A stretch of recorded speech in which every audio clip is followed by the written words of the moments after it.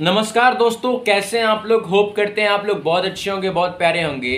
तो एक चीज था, एक न्यूज था। क्या न्यूज था भाई? न्यूज ये था कि 14 अगस्त को जो हमारा पीओके है और बलूचिस्तान है, बलूचिस्तान और पीओके, इन्होंने जो है वो 14 अगस्त 2023 को ब्लैक डे मनाया।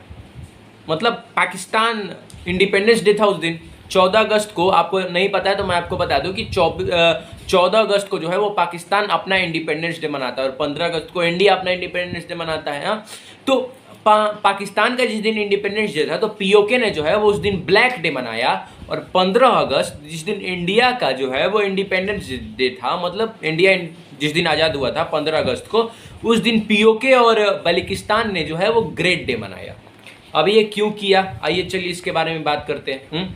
तो पहला ही आपके दिमाग में ये क्वेश्चन होगा कि क्यों किया, क्या होगा, हिस्ट्री इसका क्या है, पीओके का, ये सब के बारे में बात करेंगे। बिना किसी देर के वीडियो को शुरू करते हैं। आपसे एक ही आग्रह है कि अगर आप चैनल पर नए आए हैं तो कृपया चैनल को सब्सक्राइब कर दीजिएगा। अगर आपको वीडियो अच्छी लगेगी लाइक कर दीजिएगा, और अगर आप इसको फेसबुक पे देख रहे हैं तो फॉलो कर लीजिएगा। तो चलिए मिलते हैं वीडियो के लास्ट में, और अभी जो है मैं आपको समरी समझाता हूँ, ठीक है। फाइनली चलिए बिना किसी देर के शुरू करते हैं। तो अब देखिए यहाँ पे, जैसा कि मैंने आपको बताया कि 14 अगस्त को जो है, जैसा कि मैंने आपको बताया कि 14 अगस्त को जो है वो पाकिस्तान का मतलब इंडिपेंडेंस डे मनाया गया, ठीक है। और 15 अगस्त को इंडिया का इंडिपेंडेंस डे मनाया गया। अब इंडिया आज़ाद हुआ ना, एक सेकुलर कंट्री बना, लेकिन पाकिस्तान आज़ाद हुआ, एक मुसलमान कंट्री बना। अब सेकुलर क्या होता है? सेकुलर मतलब सभी धर्मों को मानने वाला एक कंट्री बना, लेकिन पाकिस्तान जो है वो मुसलमान कंट्री बना कि नहीं। अब यहाँ पे जो है पाकिस्तान में आप एक चीज देखिएगा, जब आप पाकिस्तान में जाइएगा ना तो पाकिस्तान में आप एक चीज देखिएगा कि वहाँ पे जो है वो ज्यादातर मुसलमानों को बढ़ावा दिया जाता है। अगर आप हिंदू हैं तो आपको वहाँ पे नौकरी नहीं दी जाएगी, बहुत कम। लेकिन अगर आप वहाँ पे मुसलमान हैं तो आपको ज्यादा वैल्यू दिया जाएगा।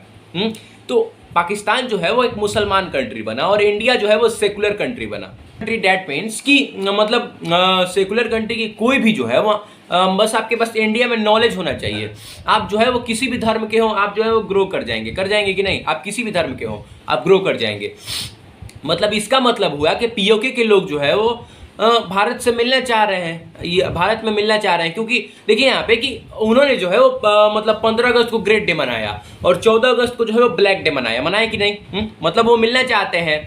बता रहे हैं पीओके वाले श्रीनगर एक मतलब स्मार्ट सिटी बन रहा है। पीओके वाले जो है वो बोल रहे हैं कि श्रीनगर जो है वो स्मार्ट सिटी बन रहा है, और जो मुजफ्फराबाद है पाकिस्तान का वो पूरा बर्बाद हो गया है। जैसे अभी आप देखिए ना, अभी आप जैसे देख रहे हैं कि श्रीनगर जो कि इंडिया का जम्मू कश्मीर का स्टेट है, ठीक है, जम्मू कश्मीर स्टेट का कैपिटल है, तो वहां पे जो है वो 5G चल रहा है। लेकिन मुजफ्फराबाद जो कि पाकिस्तान का एक स्टेट है, वहां पे जो है वो अभी 2G चल रहा है, 2G, और यहाँ पे 5G चल रहा है। आप सोचिए कि पाकिस्तान का क्या स्थिति है, पाकिस्तान के राज्य का। इसलिए क्यों कोई पाकिस्तान में शामिल होना चाहेगा, जब इधर जो है आपको स्मार्ट सिटी मिल रहा है और इधर आपको जो है वो उतना डेवलप नहीं मिल रहा है, तो कोई क्यों पाकिस्तान में शामिल होना चाहेगा। पाकिस्तान में IMF जो होता है, इंडियन मॉनेटरी फंड, वो जो है वो फंड देने के लिए तैयार नहीं है पाकिस्तान को, तो कोई क्यों पाकिस्तान में शामिल होना चाहेगा। हाँ, अब देखिए कि पाकिस्तान जो है वो, पाकिस्तान का डेवलपमेंट तो जीरो है अभी आज की डेट में। हाँ, और पाकिस्तान का क्या राज्य है, झूठों के ऐसे ही करते रहता है। अब होता है कभी कभी हवाबाजी में। अब देखिए यहाँ पे कि पाकिस्तान जो है वो अभी तक कुछ नहीं किया है, आज तक इसने कुछ नहीं किया है। मुजफ्फराबाद में जो है हम लोगों ने जो चंद्रयान 3 तक पहुंच गए, लेकिन हमारा जो पाकिस्तान है वो अभी तक चंद्रयान 3 तक कहाँ पहुंचा है, वो चांद पे जाने के बारे में सोच भी नहीं सकता है।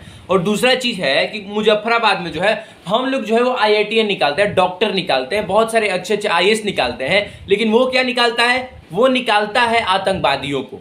ये गलत चीज है कि नहीं। हाँ, अब हम लोग आगे बढ़ते हैं, चलिए वीडियो में, ठीक है। अब देखिए खबर क्या है। खबर यह है कि इंडिया ने जो है वो MiG-29 और गरुड़ कमांडो जो होते हैं, और MiG-29 को LOC पर जो है वो तैनात कर दिया है। हाँ, तो अब देखिए कि इसके जो है वो काफ़ी रीजंस हो सकते हैं, और न्यूज़ चैनल वाले जो हैं वो इसको ये न्यूज़ आया न्यूज़ चैनलों के पास, तो न्यूज़ चैनल वाले जो है वो काफ़ी एक्टिव हो गए हैं और ये बात कर रहे हैं कि जो अब पीओके है उसको इंडिया वापस लेने वाला है। हाँ, ये भी हो सकता है। कश्मीर में जो है वो भयानक डेवलपमेंट है। आप देखिएगा कि कश्मीर जो है वो स्मार्ट सिटी बनने की ओर जो है वो अग्रसित हो रहा है। ये अच्छी बात है, इसलिए अब क्या होगा कि कश्मीर जो है वो डेवलप कर जाएगा, जिससे क्या होगा कि पीओके जो है वो कोलैप्स कर जाएगा, क्योंकि पाकिस्तान उस पर अभी हुकूमत चला रहा है। मैं आपको बताऊंगा आगे। अब देखिए पूरा कश्मीर हमारा है, और अभी देखिए कि पीओके से जो है वो हम इंडियंस का जो है वो विश्वास जुड़ा हुआ है, मतलब एक इमोशन जुड़ा हुआ है कि पीओके जो है वो कश्मीर का ही पार्ट है और इंडिया का पार्ट है, मतलब ठीक है। अब पाकिस्तान ने 13-14 को जो है वो पीओके में जो है वो खूब मारामारी करवाई कि आप जो है वो मेरा झंडा फहराइए, इंडिया का झंडा मत फहराइए पूरा। लेकिन क्या किया पीओके वालों ने, पीओके की जो जनता है उसने जो है वो इसका खुला विरोध कर दिया कि नहीं भाई, हम केवल भारत का जो है वो झंडा लहराएंगे। तो मतलब अगर ये फंड देने के लिए रेडी नहीं है, इनके पास पैसे हैं नहीं, तो कैसे ही सरवाइव करेंगे, और बोलते हैं कि पीओके को लेंगे हम। ये तो गलत चीज है भाई। अब आपको एक चीज आपको मैं बता दूं कि पाकिस्तान ने पीओके पर गलत क्या किया, आइए चलिए इसके बारे में जानते हैं, ठीक है। और फिर हम लोग जानेंगे हिस्ट्री के बारे में, ठीक है। तो ये हुआ कि पाकिस्तान बोलता है कि जो मतलब वो स्वतंत्र कश्मीर है, मतलब पाकिस्तान का बोलने का मतलब ये है कि पीओके जो है वो स्वतंत्र कश्मीर है और वहां पे जो है वो केवल हमारा ही शासन है, ठीक है।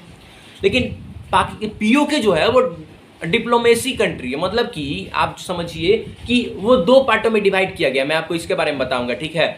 और एक तरफ पीओके में दंगे करवाता है, क्या बोलता है कि भाई पीओके जो है वो स्वतंत्र है, और एक तरफ जो है वो खुद जाके दंगे करवाता है वहां पे, खुद जो है वो सरकार चुनवाता है, मतलब पीएम चुनवाता है, और खुद जो है वो संविधान में जो लिखा हुआ है उसको बार बार मतलब कुछ मतलब बदलते रहता है बार बार, ठीक है।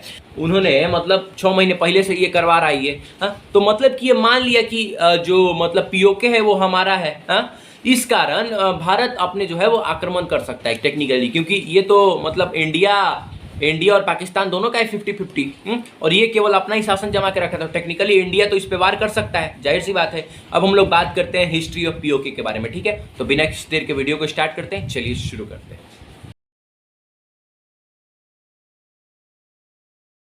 अब देखिए मैं आपको बता दूं हिस्ट्री ऑफ पीओके के बारे में। पीओके का फुल फॉर्म होता है पाकिस्तान ऑक्युपाइड कश्मीर, ठीक है। मैं आपको इसके बारे में बता दूं। अब देखिए कश्मीर जो है वो बहुत बड़ा है कश्मीर, जिसमें से 1 लाख किलोमीटर का जो एरिया है, 1 लाख किलोमीटर का, वो इंडिया का है। इंडियन कश्मीर है वो, ठीक है। 1 लाख किलोमीटर का एरिया उसका, और बाकी का जो 85,000 एरिया है, मतलब 85,000 जो एरिया है, 85,000 एरिया है, वो पीओके का है। पीओके मतलब पाक ऑक्युपाइड कश्मीर, जिसपे अभी पाकिस्तान जो है वो कंट्रोल कर रहा है, उस पर रूल कर रहा है अभी, हाँ। और जो बाकी जो 35,000 स्क्वायर फीट का एरिया है वो चाइना के अंदर में आता है, मतलब चाइना हम लोग से जीत लिया था उसको, हाँ। और वहीं पे जो है वो आप कैलाश पर्वत सुनते होंगे, कैलाश पर्वत, तो उसी में है वही एरिया जो है वो 35,000 एरिया, उसी में जो है आपको कैलाश पर्वत देखने को मिलेगा। तो क्या मैंने बोला 1 लाख एरिया। आइए बात करते हैं पीओके की कहानी के बारे में, मतलब पाक ऑक्युपाइड कश्मीर की जो है वो हिस्ट्री क्या है, कहानी क्या है, आइए चलिए इसके बारे में जानते हैं, ठीक है। तो महाराजा रणजीत सिंह जो है वो एक राजा हुए, जिनका जो है वो 1799 में उन्होंने एक जो है वो मतलब सिख एम्पायर बनाया, मतलब कि सिखों का एक गुट बनाया, सिखों का, कि उन्होंने जो है वो कश्मीर से लड़ने के लिए एक सिखों का गुट बनाया। और 1808 आते आते उन्होंने जो है वो कश्मीर को जीत लिया, समझ गए। कब बनाया? 1799 में बनाया, और 1808 में जो है वो कश्मीर को जीत लिया।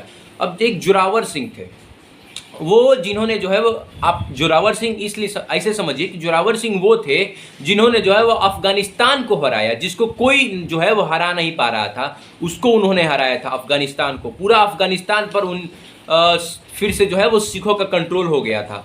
मैं आपको इसके बारे में बता दूं कि पहले के टाइम में अफगानिस्तान में जो है वो सिखों का ही कंट्रोल था, लेकिन बीच में जो है वो मतलब मुसलमान और ये इधर जो है वो ब्रिटिशर्स का हो गया था, ठीक है। तो पूरा अफगानिस्तान पे जो है वो इन्होंने जो है वो फिर से सिखों का कंट्रोल कर दिया उस समय, मतलब उनको जीत लिया अफगानिस्तान को, जिसको कोई नहीं जीत पा रहा था। अब देखिए कश्मीर पे जो है वो उन्होंने क्या किया था कि सिख एम्पायर को जो है वो, मतलब सिख एम्पायर की मदद से जो है वो कश्मीर पे शासन कर लिया था, ठीक है। तो अब जो है वो कश्मीर किसके अंदर में आता है? पीओके के अंदर में आता था, मतलब कश्मीर जो है, कश्मीर के अंदर में पीओके आता था, सॉरी, कश्मीर के अंदर में जो है वो पीओके आता था कि नहीं? अब पूरा मतलब जाहिर सी बात है कि पूरा सिख जो है वो पीओके पर कब्जा कर लिए होंगे, हाँ, कर लिए थे। अब देखिए यहाँ पे जब ब्रिटिशर्स ने इंडिया में आए, ब्रिटिशर्स जो है, जब अंग्रेज जो है वो इंडिया में आए, तो इंडिया में उस समय जो है वो दो तख्ते के लोग रहते थे, मतलब कि दो टाइप के लोग रहते थे, ठीक है। पहला था बाहरी और दूसरे थे अंदर वाले लोग। अंदर वाले जो लोग हैं वो थे, ठीक है। तो पहले जो है हम लोग बाहरी लोगों के बारे में बात करते हैं। तो बाहरी कौन कौन थे इसके बारे में मैं आपको बताता हूं। बाहरी थे हमारे फ्रांस थे, फिर डैनिश थे, फिर पुर्तगाली थे और फिर डच थे। पहला हम बात करते हैं डच के बारे में, ठीक है। डच के बारे में पहले बात कर लेते हैं। तो कि पहले उन्होंने क्या किया, जब ब्रिटिशर्स आए इंडिया में तो पहले उन्होंने डच से लड़ाई की। चार थे मैंने आपको बताया, पहले फ्रांस, डैनिश, पुर्तगाली और डच। अब डच से क्या किया उन्होंने, डच से लड़ लिया। सिखों ने युद्ध किया और एक युद्ध में जो है उनको जो है वो हरा दिया और भगा दिया। बोला कि बेटा दोबारा इंडिया मत आना, अगर आ गया तो हड्डी पसली तोड़ के दे देंगे। क्योंकि देखिए यहाँ पे कि बाहरी जो है मतलब फर्स्ट बार जो अब अंग्रेज आए ब्रिटिशर्स, तो पहली बार जो है उन्होंने डच को हराया, ठीक है। फिर दूसरी बार गए पुर्तगाल में। अब पुर्तगाल में जो है, पुर्तगाली कहाँ रहते थे, पुर्तगाली जो है वो गोवा में रहते थे ज्यादातर।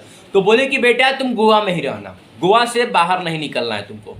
हाँ, दो का मामला निपट गया। अब आया तीसरा कौन था, तीसरा था डैनिश। मैंने आपको बताया डैनिश। तो कुछ मिला नहीं, इसलिए जो है वो भारत को छोड़ के भाग गए। अब भारत में उनको कुछ मिला नहीं क्योंकि उस समय राजाओं का शासन था, और तो राजाएं जो है वो काफ़ी स्ट्रांग थे उस समय। राजाओं का शासन था, काफ़ी स्ट्रांग थे वो लोग। तो उनको कुछ मिला नहीं भारत में, इसलिए वो भाग गए। अब चौथे थे फ्रांस वाले, फ्रांस एम्पायर। ये बहुत स्ट्रांग था, ये बहुत बड़ा एम्पायर था, लेकिन उनको जो है वो कार्नेटिक वार में जो है वो ब्रिटिशर्स ने जो है वो उनको हरा दिया। कार्नेटिक वार में, मतलब एक कार्नेटिक वार हुआ था, उसमें जो है उन्होंने जो है वो हरा दिया। तो स्टेप 1 कंप्लीटेड, ब्रिटिश की पूरी कंट्रोल आ गया, ब्रिटिशर्स का जो है वो पूरा इंडिया पे कंट्रोल आ गया, मतलब के स्टेप 1 से, ठीक है। अब हम लोग बात करते हैं स्टेप 2, मतलब अंदर वाले लोगों के बारे में बात करते हैं, ठीक है। अंदर वाले लोगों को जो है वो कैसे हराया, आइए चलिए इसके बारे में बात करते हैं। अंदर वाले लोगों में कौन कौन थे। अब देखिए मैं आपको बताता हूं कि अंदर वाले लोगों को कैसे हराया। अब अंदर वाले में कौन कौन थे, आइए चलिए इसके बारे में बात करते हैं, ठीक है।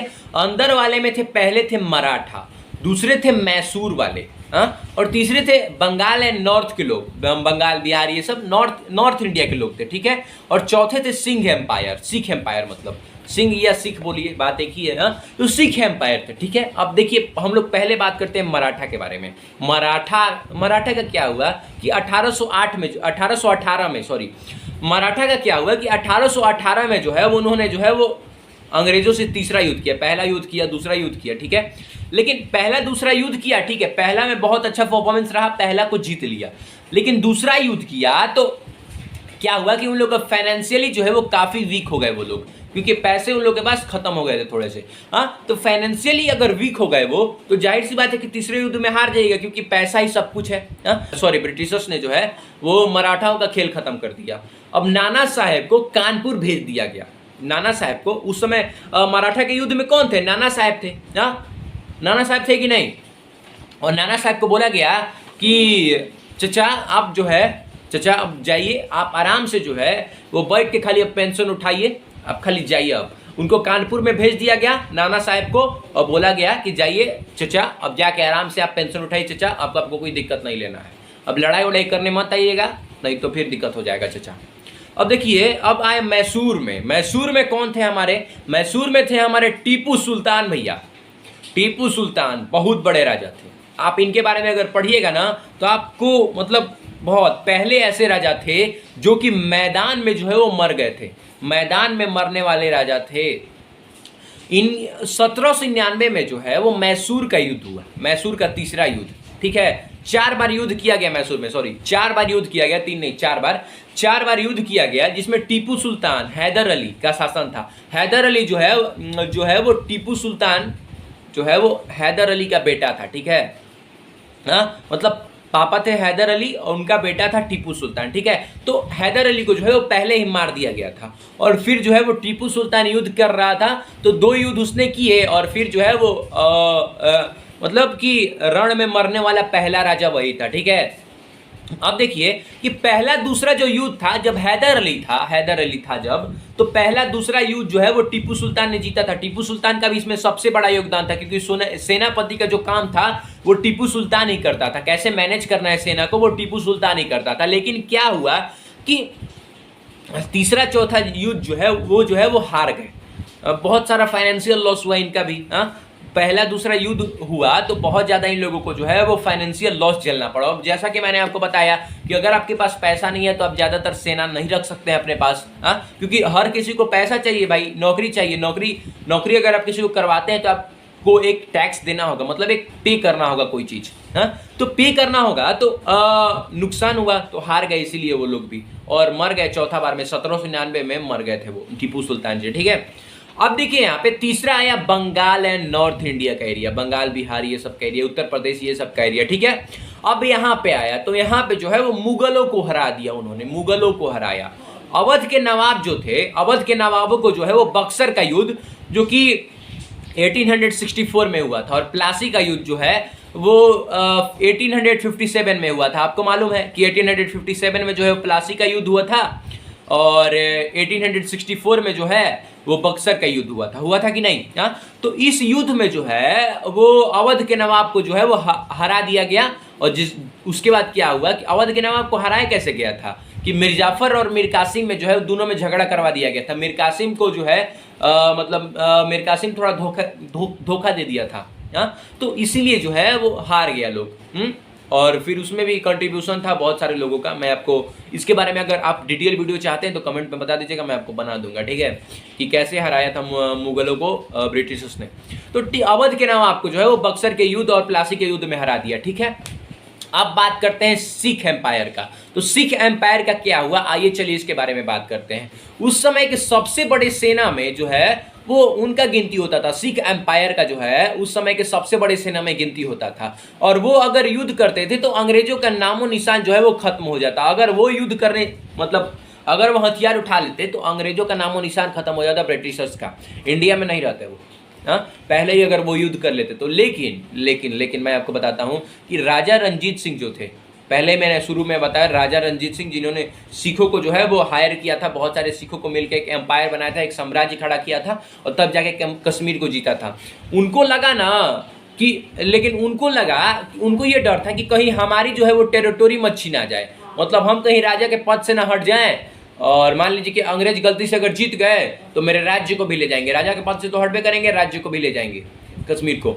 तो इसलिए जो है उन्होंने जो है वो लड़ाई झगड़ा करने के बारे में नहीं सोचा। उन्होंने जो है बोला कि सतलुज नदी जो है ना, सतलुज नदी है ना, सतलुज नदी वहीं पर है। तो सतलुज नदी को बोला कि इधर वाला जो नदी के इधर वाला एरिया है वो जो है वो मेरा, और आपका जो उधर वाला एरिया है वो आपका। ठीक है, मतलब कि कश्मीर साइड जो एरिया है वो मेरा, और पाकिस्तान साइड जो एरिया है वो जो है वो आपका। ठीक है, अब एक बात आई कि रंजीत सिंह जो है वो, अब क्या हुआ कि अब एक बहुत बड़ी दुखद खबर आई कि रंजीत सिंह जो है वो 1840 में जो है वो मर गए। कोई हार्ट अटैक के कारण जो है वो मरे गए। इसका कोई अभी तक मतलब पुख्ता सबूत नहीं कि कैसे मारे गए वो, लेकिन बोला जाता है कि हार्ट अटैक से मर गए। ठीक है, इसके बाद ब्रिटिशर्स ने जो है वो हस्तक्षेप करना शुरू किया कश्मीर पर। इसके बाद उन्होंने जो है वो पूरा कश्मीर पे हमला करना शुरू किया अब धीरे धीरे, और दो बार उन्होंने लड़ाई वड़ाई किया। और 1848 आते 1848, ठीक है, 1848 आते पूरा सिख एम्पायर को ब्रिटिशर्स ने जो है वो अपने पास मतलब पूरा अपने पास कब्जा कर लिया। ठीक है, पूरा सिख एम्पायर जितना भी था उस सबको भगा दिया, और ब्रिटिश एम्पायर में जो है वो मतलब कश्मीर पे कब्जा कर लिया। ठीक है, 1846 में एक बहुत बड़ा डेवलपमेंट होता है। 1846 में 2 साल पहले जब कश्मीर पे पूरा कब्जा कर लिया था सिखों को हटा के, तब उससे 2 साल पहले जो है वो क्या होता है कि एक बहुत बड़ा डेवलपमेंट होता है। अभी ये कश्मीर पूरा मतलब सिखों के पास था, और उस समय 1848 में 75 लाख रुपए में डोरगा राजा, कौन था? 75 लाख रुपए में डोरगा राजा जिनका नाम था गुलाब सिंह। एक डोरगा एक मतलब कि जैसे सिख है ना, सिखों के राजा थे रंजीत सिंह, वैसे ही जो है जैसे मुसलमानों में राजा थे अकबर, तो वैसे ही जो है, या आप हिंदू में ले लीजिए पृथ्वीराज चौहान को, तो वैसे ही जो है वो डोरगा राजा थे। डोरगा एक भी एक धर्म है शायद, तो वहां पे जो है वो एक राजा थे जिनका नाम था गुलाब सिंह। उन्होंने जो है 75 लाख में जो है वो ब्रिटिशर्स को दे के जो है उनको जो है ब्रिटिशर्स का जो कश्मीर उन्होंने ये थी किया था उसको जो है वो मतलब खरीद लिया। अब मैं आपको इसके बारे में बताता हूँ, ठीक है। अब क्या हुआ कि देखिए कि क्या हुआ था कि डेवलपमेंट हुआ था, मैंने आपको जैसा कि बताया। तो डेवलपमेंट हुआ तो डोगरा राजा थे, डोगरा राजा जिनका नाम था गुलाब सिंह, उन्होंने जो है 1846 में ही जो है वो मतलब इनको खरीद लिया था, ब्रिटिशर्स थे कि कश्मीर को जो है वो खरीद लिया था, ठीक है। अब 1857 का समय आता है, मैंने आपको ये भी बोला था, मैंने आपको ये चीज बोला था, लेकिन मतलब डोगरा राजा जो थे वो मतलब खरीद लिए थे, लेकिन अंग्रेजों का ज्यादातर शासन चलता था वहां पे। आप इस चीज को समझ जाइए कि अंग्रेजों का ज्यादातर शासन चलता था, मतलब एक्सपोर्ट इंपोर्ट ये सब जितना भी था सब अंग्रेज देखते थे, समझ गए। अब देखिए कि आया 1857, क्या था 1857, 10 साल बाद, हाँ 11 साल बाद, हाँ। तो पूरा कश्मीर ब्रिटिशर्स क्राउन में जो है ब्रिटिशर्स क्राउन के पास चला गया, ठीक है। ब्रिटिशर्स क्राउन मतलब ब्रिटिशर्स के अंदर में आ गया पूरा कश्मीर। जैसा कि मैंने आपको बताया कि 1857 में जो है 46 में सॉरी 1846 में जो है वो क्या हुआ कि डोगरा राजा जो है जिनका नाम गुलाब सिंह था, उन्होंने जो है ब्रिटिशर्स से जो है वो मतलब खरीद लिया कश्मीर को, ठीक है। अब क्या हुआ, अब टाइम आता है 10 साल बाद 1857, ठीक है। तो कश्मीर ब्रिटिशर्स जो है वो कश्मीर का जो है कश्मीर पे मतलब ब्रिटिशर्स का जो है वो क्राउन हो गया था, मतलब पूरा कब्जा हो गया था। उस समय अब आपको लगता होगा कि 1846 में मैंने सॉरी 48 में मैंने बोला कि ब्रिटिश का पूरा एम्पायर मतलब सिख का पूरा एम्पायर चला गया, ब्रिटिश का एम्पायर आ गया, हाँ। तो डोगरा राजा जो है मतलब जो गुलाब सिंह थे उन्होंने 75 लाख देके खरीदा था, लेकिन वहां पे जो है वो मतलब शासन जो है वो अंग्रेजों का ही चलता था, ब्रिटिशर्स का ही, समझ गए। अब देखिए यहाँ पे अब टाइम आया, अब आपको बता दूं कि कश्मीर जो है वो प्रिंसली स्टेट था। प्रिंसली स्टेट मतलब मैं आपको बताऊंगा इसके बारे में। अब बता दूं कि इसमें जो है ये उस समय अंग्रेजों के पास जो है मतलब ब्रिटिशर्स के पास 11 प्रोविजन थे, 11 प्रोविजन सोचिए। और उस समय ब्रिटिशर्स के पास जो है वो 565 के करीब प्रिंसली जो है स्टेट थे ब्रिटिशर्स के पास, प्रिंसली स्टेट। अब मैं आपको बताता हूँ प्रिंसली स्टेट क्या होते हैं। अब 1/3 भारत में जो था वो प्रिंसली स्टेट था उस समय, 1/3 मतलब भारत में मान लीजिए आप 3 हिस्सा कर दीजिए, ठीक है, और 3 में से जो एक हिस्सा था वो प्रिंसली स्टेट था। प्रिंसली स्टेट मतलब कि आप समझिए कि राजाओं का जहां शासन हो, हाँ। प्रिंसली स्टेट मतलब राजाओं का जहां शासन हो, लेकिन राजाओं का शासन था लेकिन हुकूमत किसकी चलती थी, ब्रिटिशर्स की। 66% ब्रिटिशर्स के पास एरिया था इंडिया का, मतलब कि मान लीजिए कि आप 3 भाग कर दीजिए इंडिया का, ठीक है, तो 2 भाग जो है वो ब्रिटिशर्स के पास था मतलब अंग्रेजों के पास, और 1 भाग जो है वो प्रिंसली स्टेट मतलब राजाओं का शासन था वहां पे। अब देखिए कश्मीर किसके पास चला गया, गुलाब सिंह के पास चला गया कि नहीं, हाँ मैंने आपको बताया। अब टाइम आया 1925। 1925 में राजा हरि सिंह आते हैं, जो कि जो है वो मतलब कि ये गुलाब सिंह के ही जो है वो वंशज थे, राजा हरि सिंह, ठीक है। तो राजा हरि सिंह आते हैं 1925 में, ठीक है। तो कहा जाता है कि जो राजा हरि सिंह है उनको रूल करने का अच्छा आइडिया नहीं मालूम था, उनको रूल करने नहीं आता था, मतलब कि उनको शासन करने का अच्छा तरीका नहीं मालूम था, उनको शासन करने नहीं आता था राजा हरि सिंह को, बेवकूफ राजा थे, हाँ।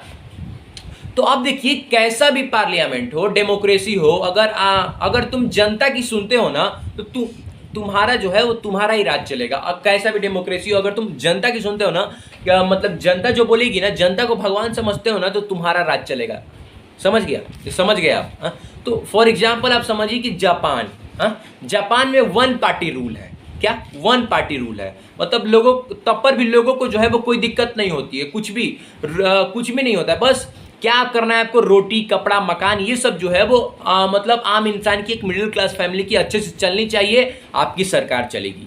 1 पार्टी रूल है, 1 पार्टी मतलब एक ही पार्टी केवल शासन करती है वहां पे, और कोई नहीं। जैसे यहाँ पे बीजेपी कांग्रेस है ना, वहां पे केवल मान लीजिए कि बीजेपी है और कोई पार्टी नहीं है उसके अगेंस्ट में। आप अभी ये बात समझिए। एक और एग्जाम्पल लेते हैं, चलिए छोड़िए उसको, आप यूएई का एग्जाम्पल लीजिए। यूएई यूनाइटेड अरब एमिरेट्स मतलब दुबई उबई का, ठीक है। तो वहां पे जो है वो टैक्स नहीं लगता है, एकदम टैक्स नहीं लगता है, हाँ। वेल स्कीम है, टैक्स एकदम लगता नहीं है। बहुत सारे लोग जाते हैं दुबई के लिए, लेकिन वहां पे जो है वो डिक्टेटरशिप है, लेकिन लोगों को कोई दिक्कत नहीं है क्योंकि टैक्स नहीं लगता है। लोगों का आप फायदा करवा रहे हैं, लोगों को अगर आप फायदा करवाते हैं ना तो लोगों को इससे कोई मतलब फर्क नहीं पड़ता है कि आप आप जो है वो क्या कर रहे हैं, लोगों को केवल फायदा होना चाहिए। तो डिक्टेटरशिप है, मतलब राजाओं का शासन है भाई। आज जो यूएई के प्रेसिडेंट है सऊदी अरब के, वो प्रेसिडेंट है, और तो दुबई के जो शेख हैं वो जो है वो उनको यूएई का प्राइम मिनिस्टर बोला जाता है। मैं आपको दुबई का मेरा वीडियो है, आप देख लीजिएगा एक बार, मैं डिस्क्रिप्शन में लिंक डाल दूंगा, ठीक है, कि दुबई जो है वो कैसे इतना डेवलप कर गया 1820 से 2000 तक की स्टोरी, 2023 तक की स्टोरी, ठीक है, मैं आपको इसके बारे में डाल दूंगा, ठीक है। अब आगे बढ़ते हैं, ठीक है। अब राजा हरि सिंह के शासन में लोग खुश नहीं थे। क्यों खुश नहीं थे?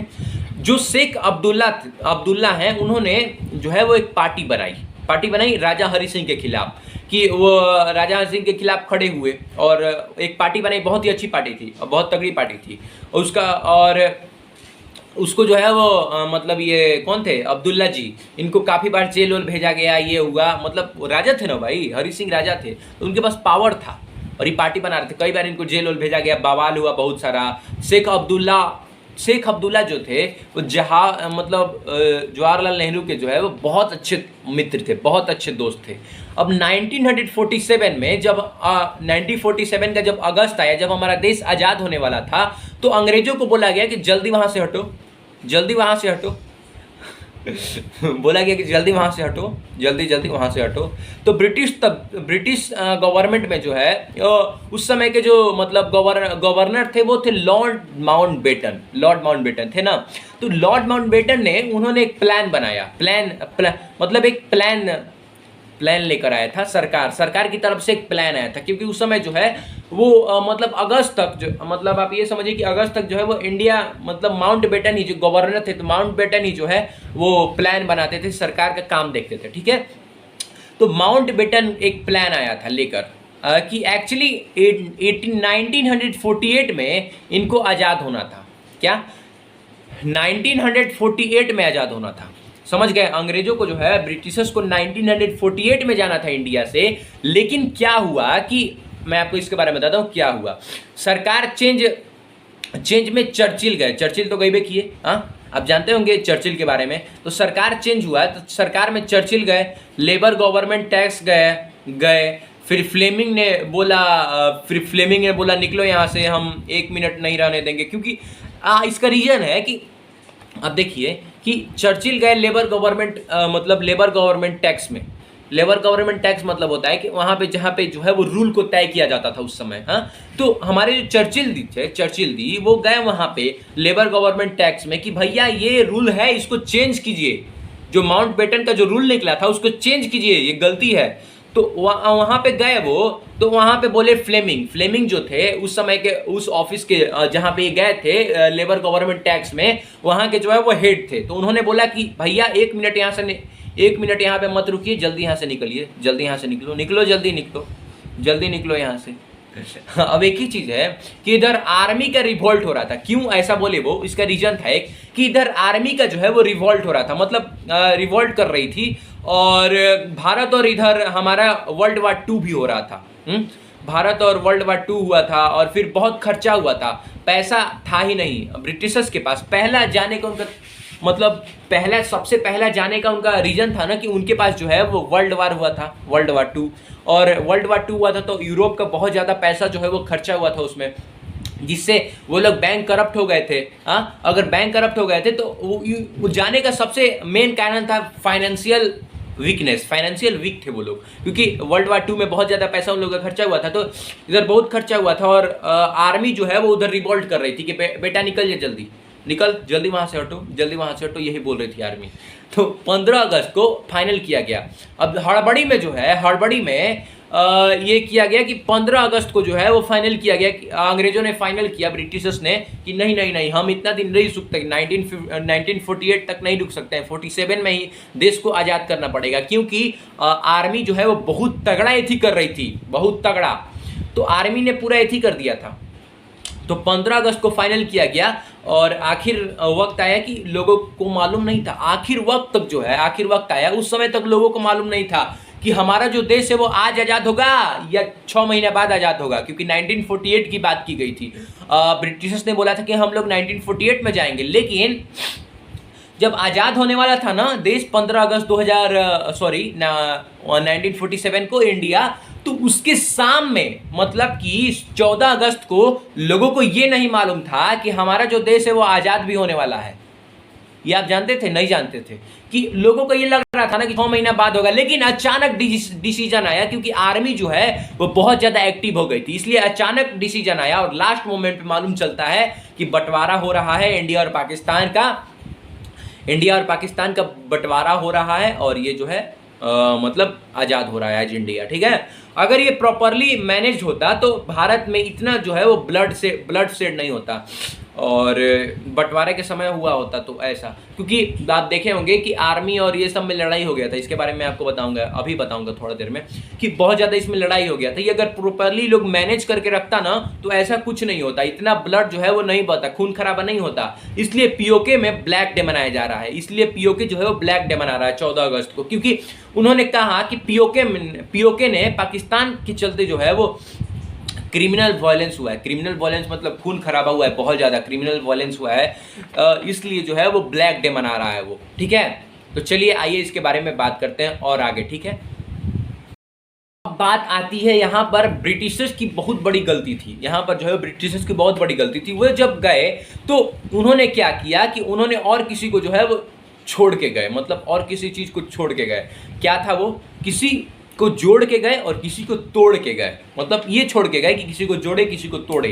पर जब ब्रिटिशर्स यहाँ से गए तो हर तरफ जो है वो मामला को बिगाड़ के चले गए। 1947 में माउंट बेटन प्लान जो साफ हुआ था, जिसके बारे में मैंने आपको बताया था, तो independence day of India plan आया था। इसका दूसरा नाम था independence day of India plan. मतलब जो प्लान था वो पूरा डिक्की बाय माउंट बेटन के द्वारा लिखा गया था इसमें, और उसमें था जो एरिया भारत के पास है उसमें part A, part B, part C, part D में पूरा डिवाइड कर दिया गया था। वो जो मतलब उसमें क्या लिखा हुआ था मैं आपको इसके बारे में बताता हूँ। माउंट बेटन का जो लॉ था उसमें लिखा हुआ था कि इंडिया को जो है वो 4 पार्ट में डिवाइड कर दिया गया था, part A, part B, part C और पार्ट डी। मतलब आप समझिए कि पार्ट ए में जो है वो हिंदू डोमिनेंट ज़्यादा थे, मतलब हिंदू डोमिनेंट मतलब हिंदू लोग जो है वो ज़्यादा था। पार्ट बी में जो है वो नॉर्थ ईस्ट के लोग ज़्यादा थे, नॉर्थ ईस्ट मतलब बिहार, यूपी, ये सब के। और पार्ट सी में जो है वो मुस्लिम लोग ज़्यादा थे, मुस्लिम डोमिनेंट ज़्यादा थे। और पार्ट डी में जो है वो क्लियर नहीं था उस समय कि क्या कौन चीज़ ज़्यादा था, मतलब बाकी के जो धर्म के लोग थे वो ज़्यादा थे पार्ट डी में। आप ये समझिए पाकिस्तान का जब मतलब सेंसेक्स हुआ, सेंसेक्स कब हुआ था? 1941 में जब पाकिस्तान का सेंसेक्स हुआ, वहाँ पर पता लगा कि पाकिस्तान में 77% मुस्लिम है। अब सेंसेक्स क्या होता है? सेंसेक्स उस चीज़ को बोलते हैं कि ये जनगणना लगाया जाता है कि कितने परसेंट कौन धर्म के लोग जो है वो मतलब किस स्टेट में, उस समय तो पाकिस्तान स्टेट था, तो इंडिया के किस स्टेट में कितने परसेंट लोग जो है वो किस धर्म के हैं, इसके बारे में उस समय सेंसेक्स बोला जाता था उसको। ठीक है, तो वहाँ पे पता चला पाकिस्तान में 1941 में पता चला कि 77% जो है वहाँ पे जो है वो मुस्लिम है, और बाकी जो 33% हैं वो मतलब और कोई धर्म के हैं। ठीक है, मुस्लिम, और ऊपर से जो है वो खराब हरी सिंह का शासन। उस समय ये सब जितना एरिया था, कश्मीर के सामने ही ना था पाकिस्तान, तो उस समय जितना भी एरिया था ये उस समय हरी सिंह का शासन था उस पर। तो कश्मीर के साथ ये था कि जब क्या था, क्या प्रपोजल था भाई? प्रपोजल ये था कि उनको बोला गया था कि या तो आप पाकिस्तान में शामिल होइए। जब पाकिस्तान बंटवारा हुआ तो पीओके का टाइम आया। पीओके के बारे में आपको बताता हूँ। तो पीओके के साथ ये हुआ था उस समय, क्योंकि पीओके जो है वो बीच वाला पार्ट है। तो ये पाकिस्तान है, ये इंडिया है, ठीक है, तो बीच वाला पार्ट जो है वो पीओके है। तो पीओके में बोला गया था कि या तो आप पाकिस्तान में शामिल होइए, पाकिस्तान उस समय बंटवारा हो गया था पाकिस्तान का, पाकिस्तान में शामिल होइए, या फिर इंडिया में रहिए, या फिर इंडिपेंडेंट हो जाइए, अपना एक अलग देश बना लीजिए। तो हरी सिंह ने कहा, हरी सिंह सबसे बड़ा मतलब खत्म आदमी थे। हरी सिंह ने कहा कि हम आज़ाद रहना चाहते हैं, हम आज़ाद रहना चाहते हैं। वाह, very good, very good. PoK को बोला कि हम आज़ाद रहना चाहते हैं। 4 लोगों ने प्रॉब्लम क्रिएट की। 4 लोगों ने सबसे ज़्यादा प्रॉब्लम क्रिएट की अभी। पहला था हैदराबाद के बारे में आपको बताता हूँ। हैदराबाद क्या था कि मिलिट्री भेजी सरदार वल्लभ भाई पटेल ने, और 5 दिन के अंदर खेल खत्म। हैदराबाद ने जो है वो प्रॉब्लम क्रिएट की, ठीक है। हाँ, तो क्या किया कि सरदार वल्लभ भाई पटेल ने जो है 5 दिन मतलब बोला कि मिलिट्री को बोला कि भाई मिलिट्री जाओ और हैदराबाद वालों को सिखाओ। हैदराबाद वालों को मिलिट्री भेजा और खेल खत्म उन लोग का। फिर जूनागढ़ वाला आया, जूनागढ़ वाला तो सबसे खत्म। 99% वहां पे जो है वो इंडियन थे, ठीक है। और ज्यादातर जो है वो वहां पे हिंदू, ठीक है, हिंदू थे। कोई दिक्कत नहीं है भाई, हिंदू, हाँ आई एम भी हिंदू, हम भी हिंदू हैं, आप भी हिंदू हैं, तो हिंदू से कोई दिक्कत नहीं है, ठीक है। तो आर्मी ने क्या किया कि वहां पे आर्मी गए और आर्मी ने जो है वो चारों तरफ से घेर लिया। हिंदू क्या होते हैं, हिंदू जो है वो बहुत ज्यादा मतलब थोड़े से कंट्रोवर्शियल होते हैं, जैसे हम लोग हैं तो कंट्रोवर्शियल होते हैं थोड़ा सा, हाँ। तो वहां पे कंट्रोवर्सी नहीं करने दी। क्या किया कि आर्मी ने जो है वो बहुत ज्यादा घेर लिया, चारों तरफ से घेर लिया। अब आया श्रवण कोर जो है, इनके राजा के ऊपर जो है वो बम फेंक दिया गया और उनका भी खेल खत्म। अब आया कश्मीर, चौथा था कश्मीर। अब कश्मीर में क्या हुआ, 15 अगस्त को हरि सिंह ने कहा कि आप सोच लो। सोचने के लिए मतलब एक स्थिति बनाई गई और एक एग्रीमेंट साइन किया गया। एग्रीमेंट क्या था मैं आपको इसके बारे में बताता हूँ थोड़ी देर में, ठीक है। तो चलिए बात करते हैं। क्या हुआ कि मैंने आपको बताया कि हरि सिंह ने जो है वो एग्रीमेंट साइन करवाया था। उसका नाम एग्रीमेंट का था स्टैंड स्टी एग्रीमेंट। क्या नाम था, स्टैंड स्टी एग्रीमेंट, ठीक है। अब पाकिस्तान पूरा चाहता था कि कश्मीर जो है वो मेरे पास आ जाए। पाकिस्तान पूरा दम लगा दिया था कि कश्मीर जो है वो मेरे पास ही आ जाए, क्योंकि कश्मीर का जो पीओके था वो किसी के मतलब पास नहीं था। और जो मैंने आपको पीओके बोला वहाँ पे कश्मीर आप कर लीजिएगा। क्यों कश्मीर कीजिएगा, क्योंकि आप देखेंगे कश्मीर में जो है वो किसी का शासन नहीं था।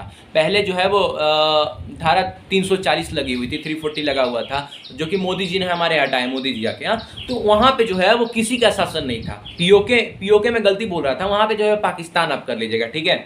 अब जो पाकिस्तान पूरा चाहता था कि कश्मीर जो है वो मेरे पास आए, ठीक है। अब पाकिस्तान ने जवाब दे दिया, नहीं आर्मी नहीं, मतलब कि पाकिस्तान ने एक जवाब दे दिया, बहुत ही खतरनाक जवाब। उन्होंने क्या किया कि उन्होंने, बहुत शातिर होता है पाकिस्तान वाला सब। पाकिस्तान वाला क्या किया कि उन्होंने जो है वो अपना बोला आर्मी को कि आप जो है वो यूनिफॉर्म नहीं पहन के जाइएगा, पूरा इंडिया पे हमला कर देना है, कश्मीर पे पूरा हमला कर देना है, श्रीनगर तक हमला कर देना है। वहां पे आप केवल यूनिफॉर्म नहीं पहनिएगा, बिना यूनिफॉर्म के जाइएगा। आपको लगना नहीं चाहिए किसी को कि पाकिस्तान के ये लोग सोल्जर हैं, ठीक है। तो ये पूरा हमला कर दिया अफगानिस्तान से। और बोला गया, जो पाकिस्तान की सरकार थी उन्होंने बोला कि अफगानिस्तान से जो है वो कबायों को मंगा लीजिए और कबायों को लेकर आइए और एक इरेगुलर आर्मी को जो है वो बना लीजिए और कश्मीर पे जो है वो हमला कर दीजिए। फिर क्या हुआ कि 20 अक्टूबर 1947 को, कितना को, 20 अक्टूबर 1947 को 3 दिन तक कश्मीर पे खूब खून खराबा हुआ, खूब बम ब्लास्ट हुआ। इतनी मतलब खराब स्थिति आ गई थी कि आप देखिएगा तो आपका जो है वो गुज बम निकल जाएगा, मतलब रूह खड़ा हो जाएगा। इतना खून खराबा, पूरा सब कुछ खत्म, मतलब इतना पाकिस्तान ने किया था ना। और तब राजा हरि सिंह ने कहा कि भाई आर्मी बुलाओ यार, ऐसे ही सुधरने वाला नहीं है लोग, आर्मी को बुलाओ। हरि सिंह ने ये बोला था कि आर्मी को बुलाओ, और ये भी बोला कि हरि सिंह ने बोला था कि अगर आर्मी आने में जो है वो गलती कर देती है, तो मतलब आने में लेट कर देती है, तो डायरेक्ट गोली मारो, सबको गोली मारो। जो हमला करने वाला है ना, जो जनता है उसको भी गोली मारो, और जो हमला करने वाला है, क्योंकि सब सिविल ड्रेस में था, मालूम नहीं चल रहा था कौन जनता है कौन सोल्जर है, हाँ। तो बोला कि सबको मारो, जो हमला कर रहा है सबको मारो, सबको। 20 अक्टूबर 1947 को मैंने आपको बताया कि 20 अक्टूबर 1947 को हमला हुआ था, ठीक है। 20 अक्टूबर 1947 को इंस्ट्रूमेंट SH, मतलब एक चीज़ आपको मैं बताता हूँ, चलिए इसके बारे में आपको बताता हूँ, चलिए। अब देखिए 25 अक्टूबर 1947 को क्या हुआ कि एक एग्रीमेंट साइन किया गया जिसका नाम था इंस्ट्रूमेंट ऑफ SHM साइन किया गया, ठीक है। अभी हुआ क्या कि पाकिस्तानी आर्मी श्रीनगर में आ गई थी, श्रीनगर तक आ गई थी। वो लड़ाई करते करते कश्मीर को चीरते चीरते श्रीनगर सेंटर तक आ गई थी, ठीक है, आ गई थी। और अगर वो श्रीनगर हाईवे तक जो है वो काट देते, श्रीनगर हाईवे जो होता है उस समय, उसको अगर काट देते तो मतलब इंडिया के हाथ से जो है वो कश्मीर निकल जाता, पूरा चला जाता। फिर खूब जो है वो दिक्कत हो जाती, कभी जो है वो इंडिया में कश्मीर नहीं मिल पाता। अगर श्रीनगर वो पहुंच जाते, और अगर वो श्रीनगर पहुंच जाते तो दिक्कत थी ही। और वहां पर 3 दिन बाद रुक गए, क्योंकि उन्होंने जो है वो पूरा मतलब एक एथी कर दिया था। मैं आपको इसके बारे में बता कि उन्होंने, मान लीजिए कि श्रीनगर तक वो पूरा पहुंच गए थे। अब श्रीनगर तक वो पूरा पहुंच गए थे तो क्या हुआ कि वो सोच रहे थे ना कि श्रीनगर का जो पुल है ना उसको काट दिया जाए, लेकिन आर्मी ने जो है वो बचा लिया। आर्मी अगर वहाँ पे नहीं होती ना तो बहुत बड़ा दिक्कत हो जाता। और उन्होंने क्या किया था, 3 दिन तक जो है वो वहाँ पे श्रीनगर तक, वहाँ पे जो है मतलब श्रीनगर उनको आने में लगा उतना दिन में जो है वो जितना दिन तक आए ना, जितना दूर तक श्रीनगर तक आए ना, आते गए तो पूरा जो है वो लूटपाट, चोरी डकैती सब करके, और भाई खून खराबा, मतलब पूछो मत यार, इतना मतलब खराब स्थिति कर दिया था ना यार कि पूछो मत, पूरा इंडिया में बवाल हो गया था। अब पूरा कांड कर दिया था ये लोग। 26 अक्टूबर आया और मतलब सोमनाथ शर्मा गए। सोमनाथ शर्मा जो है वो उस समय जो है वो मतलब जैसे अभी हमारे जो अजीत डोभाल जी हैं उस समय वैसे थे सोमनाथ शर्मा। तो सोमनाथ शर्मा गए और इंडियन आर्मी ने जो है वो फिर मारना शुरू किया। सोमनाथ शर्मा बोले कि भैया आप इंडियन आर्मी अब देखो मत, रुको मत, अब मारो, दम भर मारो। और अच्छा से धोया इंडियन आर्मी ने जो है बहुत ही बेहतरीन तरीके से इन लोग को धोया। फिर हालत टाइट हो गई और फिर जनवरी में 1949 में 48 में ये लोग किया था, सॉरी 48 में 47 में लोग किया था ना। तो 48 में जो है वो आते आते पूरा कश्मीर से पाकिस्तान सैनिक को ढकेलते पूरा लाहौर तक चले गए लोग। इंडियन आर्मी ने क्या किया कि पूरा जो है वो 48 जनवरी में ये लोग 3 महीने का खूब लड़ाई हुआ ये लोग का, और ये इंडियन आर्मी ने क्या किया कि पूरा ढकेलते पूरा मतलब ये लोग लाहौर तक लेके चल गए। अगर हम लोग चाहते थे उस समय तो लाहौर में जो है जवाहरलाल नेहरू के चलते जो है वो गलती हुई थी। मैं आपको बताता हूँ क्या हुआ था। जवाहरलाल नेहरू ने ये नहीं करने दिया। क्या हुआ था कि लाहौर तक चले गए थे ये लोग, और लाहौर तक चले गए थे, और उस समय हम लोग चाहते ना तो पाकिस्तान के लाहौर तक कब्जा कर सकते थे। और उस समय अगर हम चाह देते तो पूरा लाहौर हम लोग का हो जाता। लेकिन तभी एक बहुत बड़ा मतलब एथी होता है, ये लोग शायद कुछ राजनीति करता है पता नहीं यार, लेकिन तभी यूनाइटेड नेशन नया बना था उस समय। यूनाइटेड नेशन जो है अभी तो पुराना हो गया, लेकिन यूनाइटेड नेशन उसी समय नया बना था, एकदम ताजा। सोचा कि वायलेंस जो है वो इंडिया में ज़्यादा हो रही है, मारपीट क्रिमिनल वायलेंस जो है वो ज़्यादा हो रही है। तो क्या करते हैं कि हम जो है वो यूनाइटेड नेशन में चलते हैं, वहाँ पे जो है वो कुछ बात करेंगे। जवाहरलाल नेहरू ने सोचा कि सब ठीक है, और यूनाइटेड नेशन के साथ मिलकर इससे ये होगा कि अगर हम यूनाइटेड नेशन को अपने समस्या को बताएंगे तो इससे होगा कि वो हमारे जो है वो मदद करेंगे, प्रॉब्लम भी सॉल्व हो जाएगा हम लोग का, और हम लोग जो है वो उनसे बातचीत भी कर लेंगे, हम लोग का रिलेशन भी वो लोग से अच्छा हो जाएगा यूनाइटेड नेशन का। यहाँ तक तो जवाहरलाल नेहरू का सोच अच्छा था कि राजनीति कर रहे हैं। यूनाइटेड नेशन ही कहाँ का है, अमेरिका का है। तो अमेरिका का कंट्रोल होगा ना भाई, अमेरिका का कंट्रोल था उस समय यूनाइटेड नेशन में, अभी भी है। तो यही जो अमेरिका ने क्या बोला मैं आपको इसके बारे में बताता हूँ। नेहरू ने एक गलती की, उन्होंने क्या किया कि वहाँ पे चले गए यूनाइटेड नेशन में। इस एक गलती की वजह से जो है वो मतलब बहुत चीज बिगड़ गया यार, बहुत चीज, लाहौर तक हम लोग का शासन हो जाता।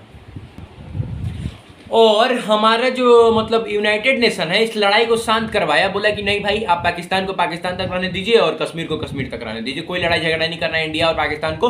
अब देखिए उन्होंने जो है वो एक एग्रीमेंट साइन करवाया जिसका नाम था रिवोल्यूशन 4। क्या नाम था?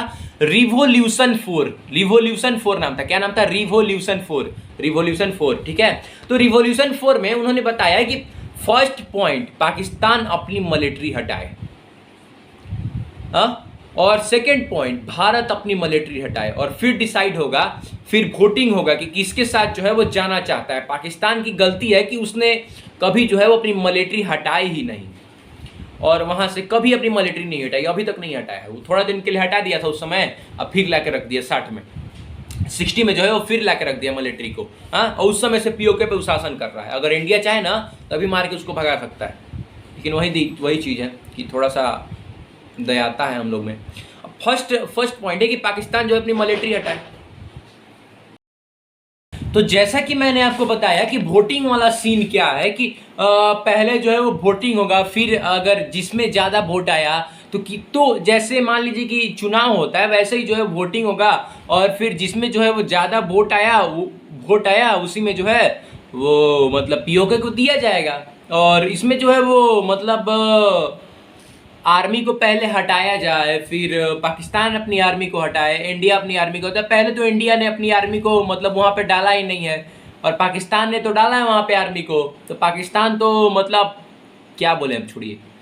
अब तब से लेकर अभी तक जो है वो यूनाइटेड नेशन में जो है वो ये मामला अटका हुआ है, क्योंकि पाकिस्तान ने जो है वो अभी तक वहां से आर्मी को हटाया नहीं है। बस भारत ने क्या किया था कि मतलब 370 जो है वो केवल कश्मीर से हटाया था। बस एक ही काम किया है भारत ने कि वहां पे एक ही काम जब बस बदलाव किया है कि कश्मीर में जो है वो 370 को बस हटाया है और कुछ नहीं बदलाव किया है। और अभी तक जो है वो इंडियन आर्मी जो है वो पीओके में इंटर नहीं की है उतना अच्छा से। लेकिन जो पाकिस्तान है वो अभी भी पीओके में रूल करता है, उसका संविधान को बदलता है, ये करता है, फिर बहुत सारी चीज़ें करता है, मारता है, पीटता है, दंगा करता है। तो वो अभी इंडियन आर्मी वो सब नहीं करती है।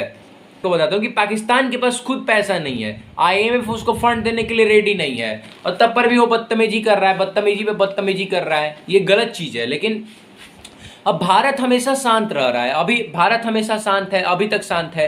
भारत न्यूक्लियर वेपन तो भारत के पास भी है और पाकिस्तान के पास भी है। दोनों ने बनाया है न्यूक्लियर वेपन।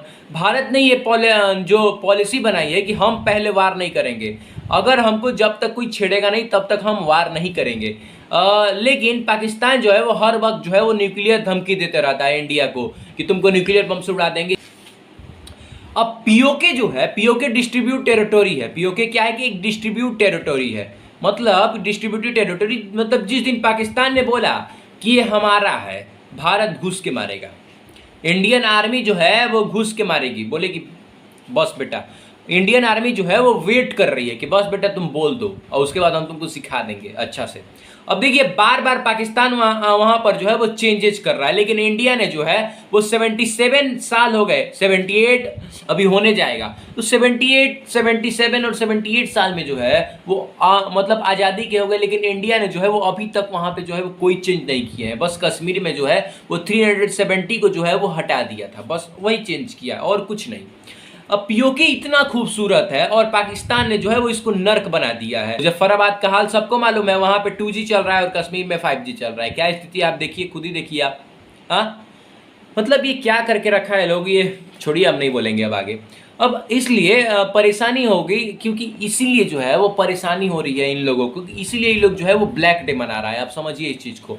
अब पाकिस्तान में जो है, मैं आपको बता दूं कि पाकिस्तान में जो है वो सब कोई स्ट्रांग नहीं है, सब आर्मी स्ट्रांग नहीं है पाकिस्तान की। पाकिस्तान में मेन पंजाब वाले जो है ना, पंजाब एक स्टेट है पाकिस्तान में, वहां पे जो पंजाब वाले जो हैं उनकी आर्मी स्ट्रांग है। मैंने आपको शुरू से ही बताया कि पंजाब में जो है, पंजाब के जो हैं वो लोग काफ़ी स्ट्रांग हैं। पंजाबी जो सिख लोग हैं वो काफ़ी स्ट्रांग हैं। वहाँ पे क्या है कि पंजाबी लोग मतलब मुसलमान है, सिख को मुसलमान में कन्वर्ट कर दिया गया।